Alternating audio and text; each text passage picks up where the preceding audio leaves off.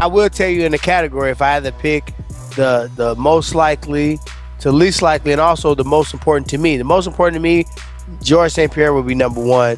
After that would be Nick Diaz. After that would probably be Bisping. After that would probably be Nate Diaz. Then it would probably be Conor McGregor. I take that back. Conor McGregor go right underneath George St. Pierre. Forget that. George St. Pierre, Conor McGregor, because that little thing need to be shut up. And then at the very end of that will be Wonder Boy and finally Damian Maia. I'm sorry. You guys created this monster. Don't blame me. The fans have done this. You guys agree to it. So that's our game now. I want to fight all of them. I just want to fight them at the right time. Like, yeah. I want to fight Wonder Boy again. I want to fight Damian Maia. I want to fight Robbie again. I want to fight freaking Kelvin Fatselum again. I want to fight freaking Nate Diaz, Nick Diaz, George St. Pierre, Conor McGregor. Those are, like, I'm already the champion. How do I become a freaking Chuck Liddell? How do I become a great, like, Matt Hughes, or all these people that will forever be remembered for the sport? How do I become that? And it's by fighting these type of people.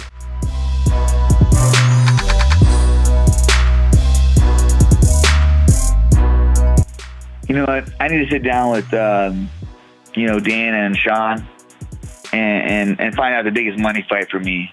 I know I can go up and fight,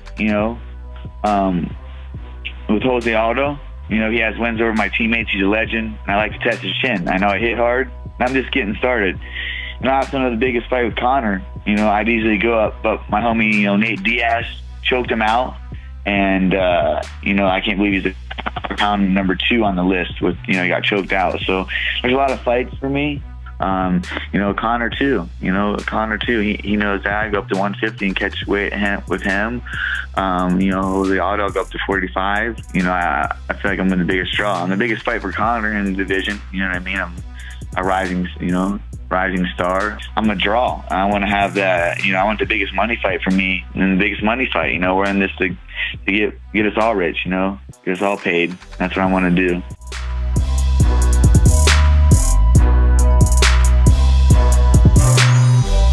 If you hear what he's saying, it could be like this. We have some quotes of Edmund in the corner of what he's saying, like make her miss, make her miss, make her miss.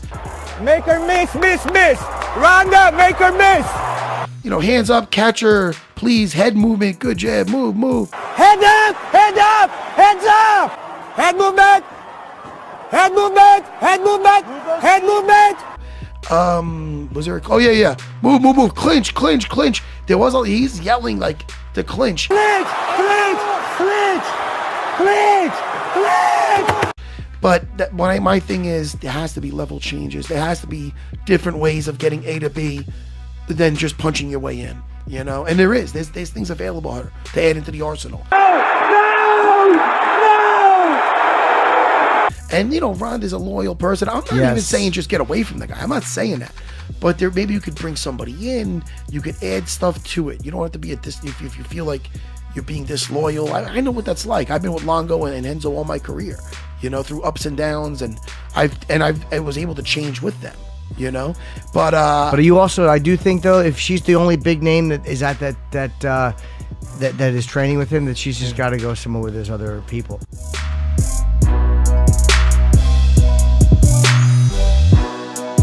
The media wrapped their arms around this darling. Had a great story, had a great look, was a good competitor, and was the top of this forming division. They went insane with it. They were talking about she could beat Floyd Mayweather. Do you remember that talk?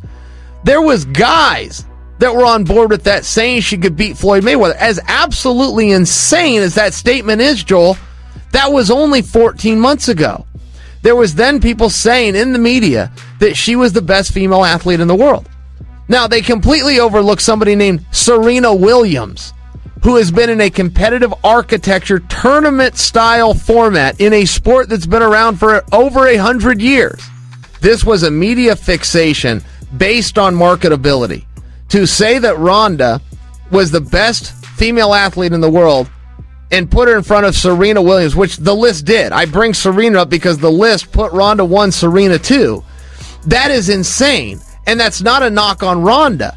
it's a knock on the media for falling for something. So Ronda got thrown into this spot, and it was awesome. This is all meant to be positive. It was this awesome, rare opportunity. Right place, right time, right look, right skills, right matchups, right push.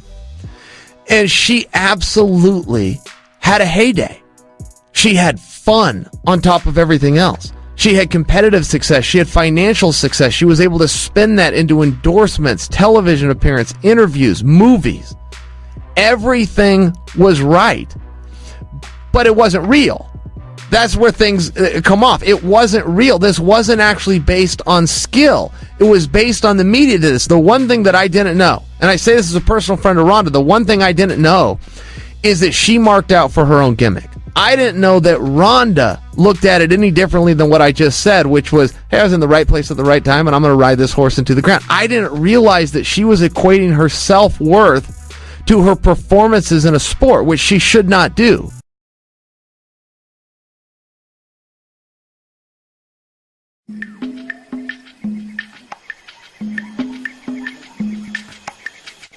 Make her miss, miss, miss. Ronda, make her miss.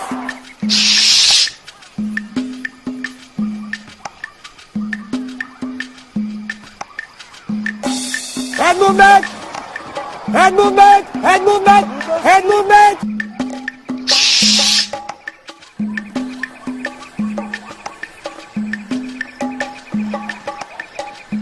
Clinch, clinch, clinch, clinch, clinch, clinch.